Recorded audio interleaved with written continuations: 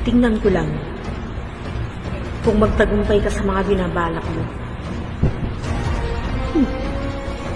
Malalaman natin kung maniniwala sa iyo ang mami ko. Hoy, Ruby, saan mo dinala yung makeup kit ko?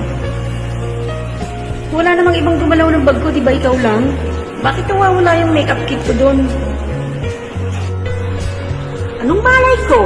Huwag mo nga ako pagbintang-bintangan dyan sa mga pinagsasabi mo na yan. Kakasira ka ng araw. Hindi naman sila nagbibintang ako. Ikaw lang naman yung pumunta ron, di ba? Ikaw lang naman yung pumunta sa kwarto ko. Nagtatanong lang naman ako eh. Kasi pupunta nga ako ng party. Kailangan ko yung make-up. Ng putya, oh, nakakasira ka naman ng pilik mata. Ganda-ganda pa naman ng pilik mata ko. Esmeralda, Ruby, ano bang pinagtatalunan nyo? Naririnig ko, kanina pa kayo nagtatalo eh. May problema ba? Maniyag si Esmeralda, kanina pa yan eh. Ha? Kinukulit ako. Nakakasira siya ng pilik mata, oh.